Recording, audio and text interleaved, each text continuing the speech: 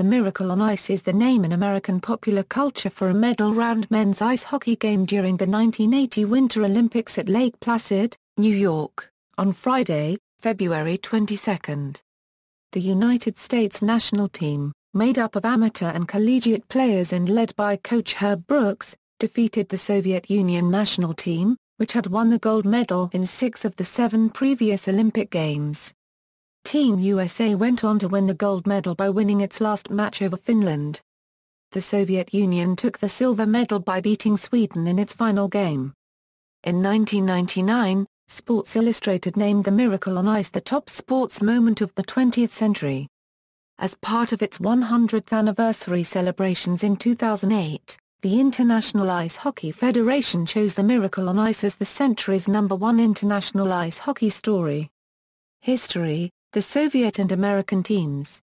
The Soviet Union entered the Lake Placid Games as the heavy favorite, having won the previous 4 ice hockey gold medals dating back to the 1964 Games.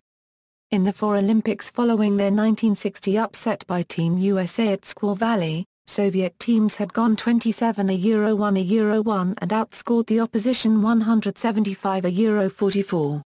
In head-to-head matchups against the United States, the cumulative score over that period was 28-7. The Soviet players, some of whom were active duty military, played in a well-developed league with world-class training facilities. They were led by legendary players in world ice hockey, such as Boris Mikhailov, Vladislav Treshuk, the speedy and skilled Valery Kharlamov, as well as talented, young, and dynamic players such as defenseman Vyacheslav Fetisov and forwards Vladimir Krutov and Sergei Makarov. From that team, Treshuk, Kharlamov, and Fetisov would eventually be enshrined in the Hockey Hall of Fame. Many of the Soviet players had gained attention in the Summit Series 8 years previous and, in contrast to the American players, were seasoned veterans with long histories of international play. U.S. head coach Herb Brooks conducted tryouts in Colorado Springs in the summer of 1979. Of the 20 players who eventually made the final Olympic roster, Buzz Schneider was the only one returning from the 1976 Olympic team. 9 players had played under Brooks at the University of Minnesota, which included Rob McClanahan, Mike Ramsey, and Phil Verchota, while 4 more were from Boston University. Dave Silk, Jack O'Callahan, goalie Jim Craig, and team captain Mike Eruzione. Boston and Minnesota were perennial rivals in college hockey, and the hostility carried over from some of the players on the Olympic team for the first few months. The average age of the U.S. team was 21 years old, making it the youngest team in U.S. team history to play in the Olympics and would be the youngest team in the Olympic tournament. Assistant coach Craig Patrick had played with Brooks on the 1967 U.S. national team. The Soviet and American teams were natural rivals due to the decades-old Cold War. In addition, President Jimmy Carter was at the time considering a U.S. boycott of the 1980 Summer Olympics, to be held in Moscow, in protest of the December 1979 Soviet invasion of Afghanistan. On February 9, the same day that the American and Soviet teams met in an exhibition game in New York City, U.S. Secretary of State Cyrus Vance announced the impending Moscow Games at a meeting of the International Olympic Committee. President Carter eventually decided in favor of a boycott. Exhibitions. In exhibitions that year, Soviet club teams went 5-3-1 against National Hockey League teams, and a year earlier, the Soviet national team had routed the NHL All-Stars 6-0 to win the Challenge Cup. In 1979 Euro 80, virtually all the top North American players were Canadians, although the number of U.S.-born professional players had been on the rise throughout the 1970s. The 1980 U.S. Olympic team featured several young players who were regarded as highly promising, and some had signed contracts to play in the NHL immediately after the tournament. In the September before the Olympics, the American team started exhibition play. He played a total of 61 games in 5 months against teams from Europe and America. Through these games, Herb Brooks instilled a European style of play in the American team, emphasizing wide-open play with sufficient body contact. He believed it would be the only way for the Americans to compete with the Soviets. In the last exhibition game against the Soviets at Madison Square Garden on February 9, 1980, the Soviets crushed the Americans 10-3. Soviet head coach Viktor Tikhonov later said that this victory turned out to be a very big problem by causing the Soviets to underestimate the American team. The game was also costly for the Americans off ice, as defenseman Jack O'Callahan pulled a ligament in his knee. However, Brooks kept unregistered trademark Callahan on the roster, which meant virtually playing with only 19 players throughout the tournament. Unregistered trademark Callahan would eventually return for the game against the Soviets, playing limited minutes. Olympic group play. In Olympic group play, the Americans surprised many observers with their physical, cohesive play. In their first game against favored Sweden, Team USA earned a dramatic 2-2 draw by scoring with 27 seconds left after pulling goalie Jim Craig for an extra attacker. Then came a stunning 7-3 victory over Czechoslovakia, who were a favorite for the silver medal. With its two toughest games in the group phase out of the way, the U.S. team reeled off three more wins, beating Norway 5-1, Romania 7-2, and West Germany 4-2 to go 4-0-1 and advanced to the medal round from its group, along with Sweden. In the other group, the Soviets stormed through their opposition undefeated, often by grossly lopsided scores. They defeated Japan 16-0, the Netherlands 17-4, Poland 8-1, Finland 4-2, and Canada 6-4 to easily qualify for the next round, although both the Finns and the Canadians gave the Soviets tough games for two periods. In the end, the Soviet Union and Finland advanced from their group. Preparing for the medal round, the US and Soviet teams prepared for the medal round in different ways. Soviet coach Viktor Tikhonov rested most of his best players, preferring to let them study plays rather than actually skate. US coach Herb Brooks, however, continued with his tough, confrontational style, skating hard practices and berating his players for perceived weaknesses and to build stamina. Brooks' goal was to have his team be able to keep up with the Soviets through all three periods. The day before the match, columnist Dave Anderson wrote in the New York Times, "Unless the ice melts, or unless the United States team or another team performs a miracle, as did the American squad in 1960, the Russians are expected to easily win the Olympic gold medal for the sixth time in the last 7 tournaments." Do you believe in miracles? With a capacity of 8,500, the field house was packed. The home crowd waved U.S. flags and sang patriotic songs such as God Bless America. The game was aired live on CTV in Canada, but not ABC in the United States. Thus, American viewers who resided in or near Canadian border regions and received the CTV signal could watch the game live, but the rest of the United States had to wait for a delayed rebroadcast. After the Soviets declined a request to move the game from 5 p.m. to 8 p.m. for U.S. television, ABC decided to broadcast the late afternoon game on tape delay in prime time. To this day, some of the people that watched the game on television still believe that it was live. Before the game, Brooks read his players a statement he had written out on a piece of paper, telling them that you were born to be a player. You were meant to be here. This moment is yours. First period, as in several previous games, the U.S. team fell behind early. Vladimir Krutov deflected a slap shot by Alexei Kasatonov past U.S. goaltender Jim Craig at the 9:12 mark to give the Soviets a 1-0 lead, and after Buzz Schneider scored for the United States at 14:03 to tie the game, the Soviets struck again with a Sergei Makarov goal with 17:34 gone. With his team down 2-1, Craig improved his play, turning away many Soviet shots before the U.S. team had another shot on goal. In the waning seconds of the first period, Dave Christian fired a slap shot on Trishik from 100 feet away. The Soviet goalie saved the shot but misplayed the rebound, which bounced out some 20 feet in front of him. Mark Johnson sliced between the two defenders, found the loose puck, and fired it past a diving Trishik to tie the score with 1 second left in the period. This would be an important judgment call by the officials, as an official announcement confirming the goal did not come until many Soviet players were off the ice and heading to the locker room for intermission. The first period ended with the game tied to 2-2. Second period, Tikhonov replaced Treshuk with backup goaltender Vladimir Mishkin immediately after Johnson's tying goal, a move which shocked players on both teams. Tikhonov later identified this as the turning point of the game, and called it the biggest mistake of my career. Years later, when Johnson asked Vyacheslav Fetisov, now an NHL teammate, about the move, Fetisov responded with "Coach crazy." Mishkin allowed no goals in the second period.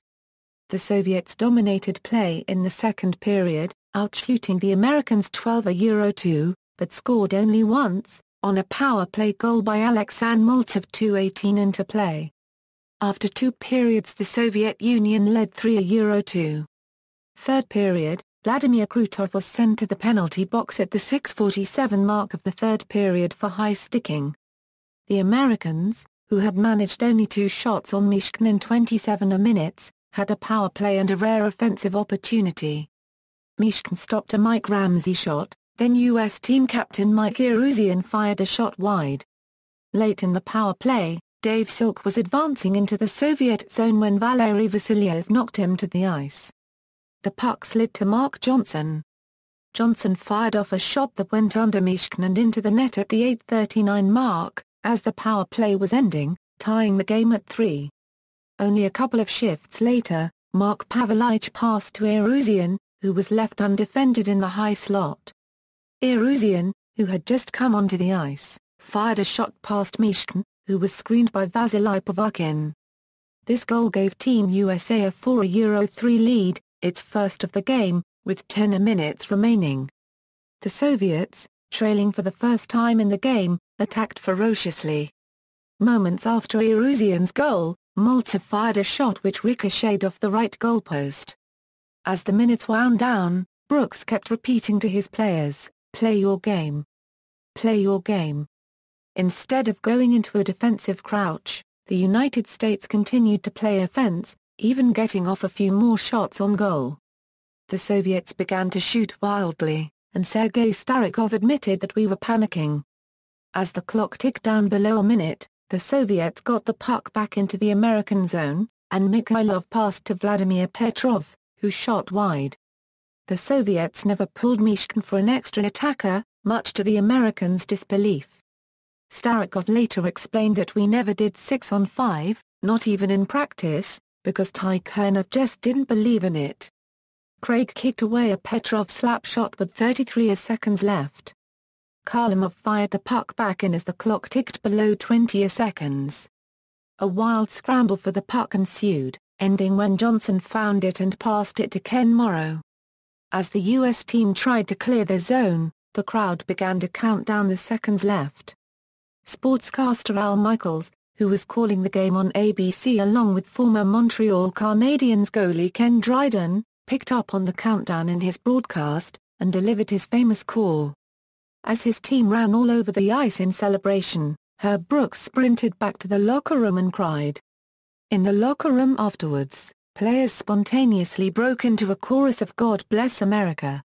During the broadcast wrap-up after the game, ABC Olympic sports anchor Jim McKay compared the American victory over the Soviets to a group of Canadian college football players defeating the Pittsburgh Steelers. The cover of the March 3, 1980 issue of Sports Illustrated was a photograph by Heinz Kluitmeier. It did not feature any explanatory captions or headlines, because, as Kluitmeier put it, it didn't need it. Everyone in America knew what happened. American aftermath, gold medal. The United States did not immediately win the gold medal upon defeating the USSR. In 1980 the medal round was a round-robin, not a single elimination format as it is today. Under Olympic rules at the time, the group game with Sweden was counted along with the medal round games versus the Soviet Union and Finland, so it was mathematically possible for the United States to finish anywhere from first to fourth. Despite a starting time of 11 a.m. Eastern on a Sunday morning, ABC carried the US-Finland game live, displacing the usual political talk shows. Needing to win to secure the gold medal, Team USA came back from a 2-1 third-period deficit to defeat Finland 4-2. According to Mike Eruzione, coming into the dressing room in the second intermission, Brooks turned to his players, looked at them and said, "If you lose this game, you'll take it to your graves." At the time, the players ascended a podium to receive their medals and then lined up on the ice for the playing of the national anthem, as the podium was only meant to accommodate one person. Only the team captains remained on the podium for the duration.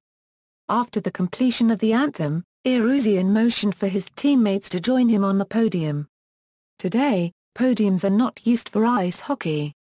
The teams line up on their respective violins after the final game. The U.S. team received Sports Illustrated magazine's Sportsman of the Year award, as well as being named as Athlete of the Year by the Associated Press and ABC's Wide World of Sports. In 2004, ESPN, as part of his 25th anniversary, declared the Miracle on Ice to be the top sports headline moment and game of the period 1979-2004. The victory was voted the greatest sports moment of the 20th century by Sports Illustrated. After 1980 Winter Olympics, at the 1982 World Championship in Finland, the Americans finished 8th and last in the round-robin tournament and were relegated into the B pool for 1983. They lost 6 straight games and only managed to tie West Germany 5-5 in their last outing. Returnees from the 1980 Olympic victory included Mike Ramsey, Mark Johnson, Buzz Schneider, and John Harrington. Later careers: of the 20 players on Team USA, 13 eventually played in the NHL. 5 of them went on to play over 500 NHL games, and 3 would play over 1,000 NHL games. Neil Broughton played one more season for the Golden Gophers before moving on to the NHL, and appeared in 1,099 NHL games over 17 seasons, with 992 of them being with the Minnesota North Stars Dallas Stars franchise. He captained the Stars before being traded midway through the 1994-95 season to the New Jersey Devils.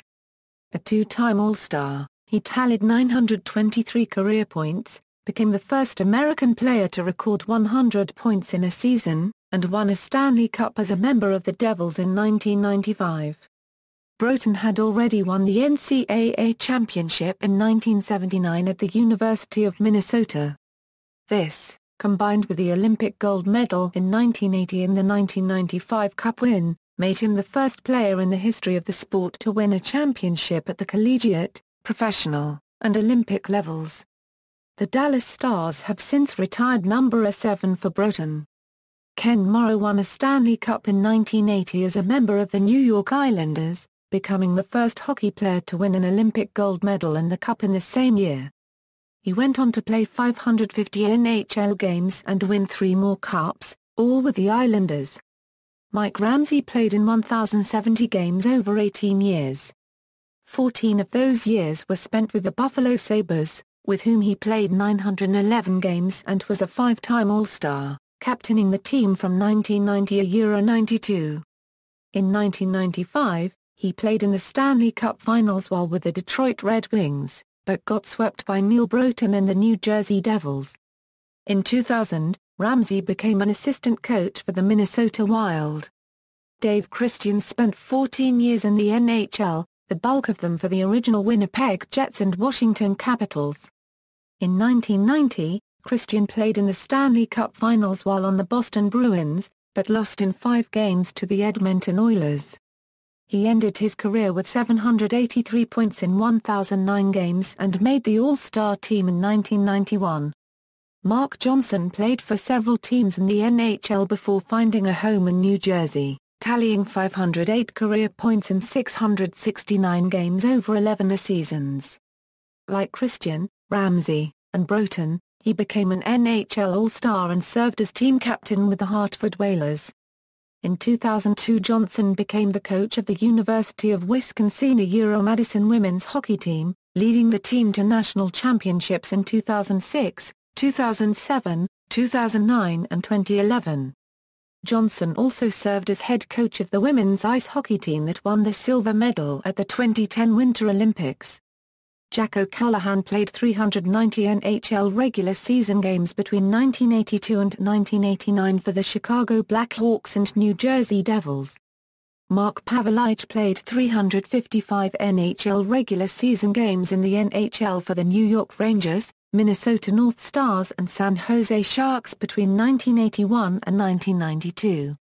David Silk played 249 NHL regular season games for the Boston Bruins, Winnipeg Jets, Detroit Red Wings and New York Rangers between 1980 and 1985. Jim Craig appeared in 30 NHL games from 1980 through 1984. Team captain Mike Eruzione did not play any high-level ice hockey after the 1980 Olympics, as he felt that he had accomplished all of his hockey goals with the gold medal win. He did work as a hockey television analyst in the 1980s and 1990s. Craig Patrick, Brooks' assistant coach and assistant general manager, went on to both manage and coach the New York Rangers and Pittsburgh Penguins of the NHL. As a result of his success with the Penguins, who won 2 Stanley Cups while Patrick was the GM, he was enshrined in the Hockey Hall of Fame in 2002. During that same year, he also served as GM to the Brooks-coached 2002 U.S. hockey team that won the silver medal at the Salt Lake City Games. Herb Brooks, the team coach, coached several NHL teams following the Olympics, with mixed results. He returned to the Olympics as coach of the French team in 1998, the first Olympics in which NHL professionals competed. Brooks then led Team USA to the silver medal in 2002, which included a 2-2 round-robin draw and a 3-2 semi-final victory over Russia, the semi-final match coming 22 years to the day after the Miracle on Ice game. Brooks died in a car crash near Forest Lake, Minnesota on August 11, 2003 at the age of 66. In 2005, the Olympic Center Ice Arena in Lake Placid where the Miracle on Ice took place was renamed in his honor. Al Michaels got the job as play-by-play man for ice hockey at Lake Placid because he was the only member of ABC's announcing team who had previously called the sport. Michaels was named Sportscaster of the Year in 1980 for his coverage of the event. Soviet aftermath, silver medal. In the Soviet locker room, Tikhonov singled out first-line players Trishuk, Kharlamov, Petrov, and Mikhailov, and told each of them, "This is your loss." 2 days after the Miracle on Ice, the Soviet team defeated Sweden 9-2, winning the silver medal. The Soviet players were so upset at their loss that they did not turn in their silver medals to get their names inscribed on them, as is custom. The result stunned the Soviet Union and its news media. After 1980 Winter Olympics, despite the loss, the USSR remained the preeminent power in Olympic hockey until its 1991 breakup. The Soviet team did not lose a World Championship game until 1985 and did not lose to the United States again until 1991. Throughout the 1980s, NHL teams continued to draft Soviet players in hopes of enticing them to eventually play professionally in North America, but it was not until the 1988-89 season that the NHL saw its first Soviet player, when veteran Sergei Pryakin joined the Calgary Flames. NHL careers. In the 1989-90 season, several 1980 Soviet Olympians joined the NHL, including Helmut Balderas, Vyacheslav Fetisov, Alexei Kasatonov, Vladimir Krutov, and Sergei Makarov. Fetisov was a teammate of Mike Ramsey on the 1995 Detroit Red Wings team that lost the Stanley Cup final. Fetisov completed his career by winning cups with the Red Wings in 1997 and 1998. The first cup win also made Fetisov a member of the Triple Gold Club, consisting of individuals who have won a Stanley Cup plus gold medals at the Olympics and World Championships. Makarov won the Calder Memorial Trophy as NHL Rookie of the Year in 1989-90, becoming the oldest player to win that award. That same season, younger Soviet stars Alexander Mogilny and Sergei Fedorov defected to play for the Buffalo Sabres and Detroit Red Wings, respectively.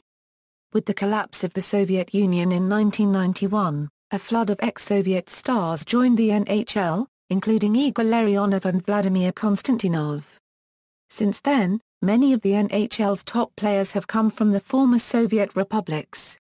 Notable rematches: USA and Russia met twice in the 2002 Winter Olympics in Salt Lake City, which included a 2-2 round-robin draw and a 3-2 semi-final in favor of USA, with the semi-final match coming 22 years to the day after the Miracle on Ice game.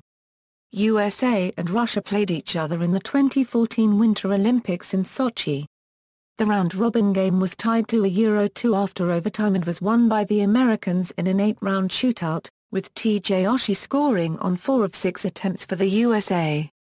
The match has been dubbed by some as the Marathon on Ice. Film and television: a made-for-TV movie Miracle on Ice, starring Karl Malden as Brooks and Steve Guttenberg as Craig, aired on ABC television in March 1981. It incorporated actual game footage and original commentary from the 1980 Winter Games. The documentary film Do You Believe in Miracles?, narrated by Liev Schreiber, appeared on HBO in 2001.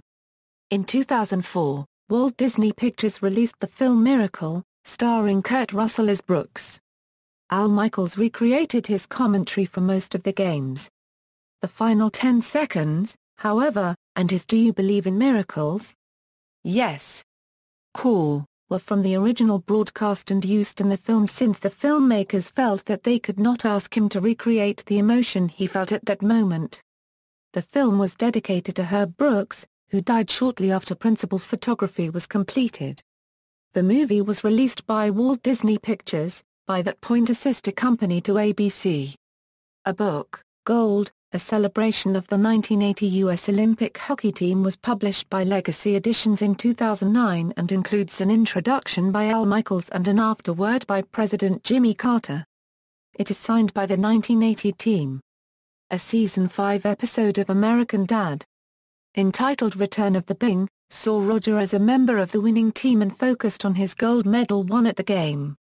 Team rosters. Starting lineup, box score, references. External links: Eskenazi, Gerald. U.S. defeats Soviet squad in Olympic hockey by 4-3. The New York Times. Johnson, Mark.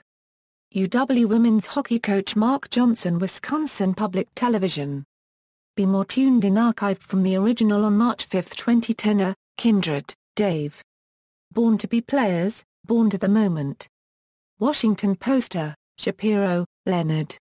U.S. shocks Soviets in ice hockey, 4-3. Washington Post. A.